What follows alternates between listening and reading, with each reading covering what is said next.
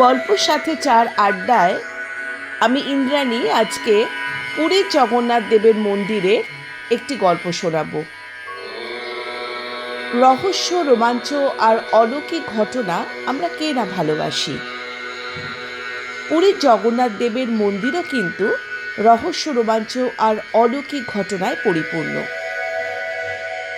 জগন্নাথ দেবের মন্দির নির্মাণের পেছনে একটা পৃথক ইতিহাস আছে, যে ইতিহাস মোটামুটি আমরা সকলেই জানি।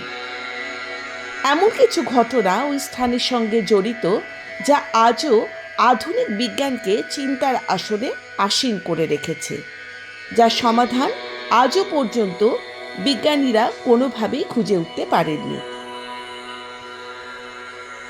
মালাবার রাজ্যের রাজা ছিলেন ইন্দ্রদ্যুম্ন। তার পিতার নাম ছিল রাজা ভরত আর মাতা হলেন সুমতি দেবী। রাজেন্দ্র ইন্দ্রদ্যুম্ন একদিন স্বপ্নে ভগবান জগন্নাথের দর্শন পান। রাজা ইন্দ্রদ্যুম্নকে জগন্নাথের আদেশ দেন নীলাঞ্চল পর্বতে ভগবান জগন্নাথের দেবের একটি মূর্তি রয়েছে, সেই মূর্তিটা নিয়ে এসে রাজা যেন মন্দির স্থাপন করেন এবং পূজা অর্চনা শুরু করেন। স্বপ্নের মাধ্যমে আদেশ পেয়ে রাজা ইন্দ্রদ্যুম্ন তার সৈন্য আর অনুচর বর্গকে সঙ্গে করে ভগবান জগন্নাথ দেবের মূর্তিটাকে খোঁজার জন্য নীলাঞ্চল পর্বতের দিকে রওনা হয়ে যান। রাজার অনুচর বর্গের মধ্যে মহারাজার ঘনিষ্ঠ একজন ব্রাহ্মণ ছিলেন, নাম ছিল বিদ্যাপতি। তিনি জানতেন ওই স্থানে শবর নামে কিছু নিচু জাতের লোক নীল মাধবের পূজা অর্চনা করে থাকেন। তিনি এটাও জানতেন নীল মাধবের এই মূর্তিটাকে নীল অঞ্চল পর্বতের কোনো একটি গুহায় এই শবর জাতিরাই লুকিয়ে রেখেছে। শবর জাতির দলপতির নাম ছিল পুরোহিত বিশ্ব বসু। বিদ্যাপতি ভালোভাবেই জানতেন এবং বুঝতে পেরেছিলেন বিশ্ব বসুর সাহায্য ছাড়া তিনি কোনোভাবেই জগন্নাথ দেবের ওই মূর্তিটাকে খুঁজে পাবেন না। বিশ্ব বসু ছিলেন নীলমাধবের পরম ভক্ত। তিনি নীলাঞ্চল পর্বতের গুহায় লুকিয়ে নীলমাধবের পূজা করতেন। এদিকে মূর্তিটাকে কোনোভাবেই উদ্ধার করতে না পেরে মহারাজা একটা উপায় অবলম্বন করলেন। তিনি বিশ্ব বসুর কন্যা গুন্ডিচা দেবীকে বিবাহ করলেন। এরপর বিশ্ব বসুর কন্যার সাহায্যে নীলমাধবের মূর্তিটি বিদ্যাপতির নীলাঞ্চল পর্বতের গুহা থেকে নিয়ে এসে মহারাজা ইন্দ্রদ্যুম্নর হাতে তুলে দেন। এদিকে উপাস্য আরাধ্য দেবতা চুরি যাওয়ায় বিশ্বপতি তো চরম ব্যথিত হলেন। ভক্তের এই কষ্ট দেখে নীলমাধব ইন্দ্রদ্যুম্নকে পুনরায় স্বপ্নাদেশ দিয়ে বললেন নীলমাধবের মূর্তিটা যথাস্থানে রেখে আসতে। এদিকে তখন মন্দির নির্মাণের কাজ শুরু হয়ে গেছে। ভগবান জগন্নাথ ইন্দ্রদ্যুম্নকে আদেশ দিলেন দ্বারকা নগরী থেকে একটি নিম গাছের গুড়ি ভাসতে ভাসতে পুরীর সমুদ্রের কিনারায় এসে লাগবে। সেই নিম কাঠ দিয়েই তৈরি হবে তার মূর্তি। পরদিন সকালে সমুদ্র তটে গিয়ে রাজা দেখলেন সত্যিই তো একটা নিম গাছের গুড়ি ভাসছে। তিনি তৎক্ষণাৎ তার লোকজনকে গুড়িটাকে ডাঙায় তুলে দেওয়ার আদেশ দিলেন।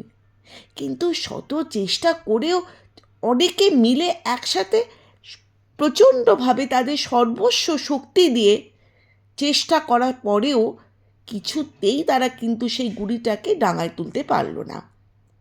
মহারাজা ইন্দ্রদ্যুম্ন সব বুঝতে পেরে নীলাম্বরের পরম ভক্ত বিশ্বরূপ বসুর কাছে গিয়ে গুড়িটার ডাঙায় তোলার জন্য অনুরোধ করলেন। সকলে আশ্চর্য হয়ে দেখল যে গুড়িটাকে হাজার লোক তুলতে পারছিল না, বিশ্ব বসু একাই সেটাকে কাঁধে করে নিয়ে জল থেকে তুলে আসছে। এরপর শুরু হলো কারিগরের খোঁজ। নানা দেশ থেকে অনেক কারিগর এলেন, কিন্তু সাহস করে কেউ জগন্নাথ দেবের মূর্তি তৈরি করার জন্য এগিয়ে এলেন না। তখন স্বয়ং বিশ্বকর্মা নিজেই বৃদ্ধ কারিগর রূপে এসে বললেন, আমি দারুণ মূর্তি বানিয়ে দেব, কিন্তু আমার 3টে শর্ত আছে যেটা আপনাদের রাখতে হবে। শর্তটি হলো, মূর্তি তিনি একাই তৈরি করবেন। মূর্তি তৈরির সময় তিনি কারো কাছ থেকে কোনো রকম সাহায্য নেবেন না। দ্বিতীয় শর্ত হলো, মূর্তি তৈরির সময় মন্দিরের দরজা কিন্তু বন্ধ থাকবে। আর তৃতীয় শর্ত হলো মূর্তি নির্মাণের জন্য তিনি 21 দিন সময় চাইলেন। এই 21 দিনের মধ্যে তিনি সম্পূর্ণভাবে মূর্তিটাকে বানিয়ে দেবেন, কিন্তু কেউ যেন তাকে বিরক্ত না করে। মহারাজাকে তিনি বলে দিলেন খাদ্য পানীয় কিছুই তার লাগবে না, তিনি উপবাসে থেকেই এই মূর্তি নির্মাণ করবেন। মহারাজা বৃদ্ধ কারিগরের সকল শর্ত মেনে নিলেন এবং এরপরেই শুরু হলো মূর্তি তৈরির কাজ।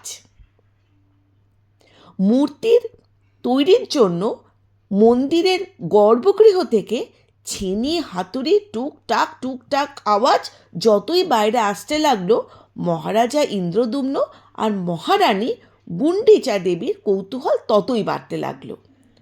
19 দিন কেটে গেল এইভাবে। হাতুড়ির আওয়াজ হঠাৎ 19 দিন পরে যেন বন্ধ হয়ে গেল। মহারানী আর মহারাজা মনে মনে ভাবলেন বৃদ্ধ কারিগর ক্ষুধায় তৃষ্ণায় কাতর হয়ে হয়তো মারাই গেছেন। তখন তারা মন্দিরের দরজা খুলে ভেতরে প্রবেশ করলেই আশ্চর্য হয়ে দেখলেন গর্ভগৃহে কেউই নেই, কারিগর একেবারে উধাও, অর্থাৎ বিশ্বকর্মা স্বয়ং অদৃশ্য হয়েছেন। মূর্তির কাজ অর্ধ সমাপ্ত। মহারাজা ইন্দ্রদ্যুম্ন ও রানী গুন্ডিচা দেবী মানসিকভাবে ভীষণভাবে বিপর্যস্ত হয়ে পড়লেন। মূর্তিগুলির হাত আর পা অসম্পূর্ণ। মহারাজ তখন এটাই হয়তো ভগবানের ইচ্ছা, এই ভেবে তিনি সেই অসম্পূর্ণ মূর্তিটিকেই পুরীর মন্দিরে প্রতিষ্ঠা করলেন। ওম নীলাচল নিবাসায় নিত্যায় পরমাত্মনে বলভদ্র সুভদ্রাভ্যাম জগন্নাথায় তে নমঃ জগদানন্দ কণ্ডায় প্রণতার্থ হরায় চ নীলাচল নিবাসায় জগন্নাথায় তে নমঃ।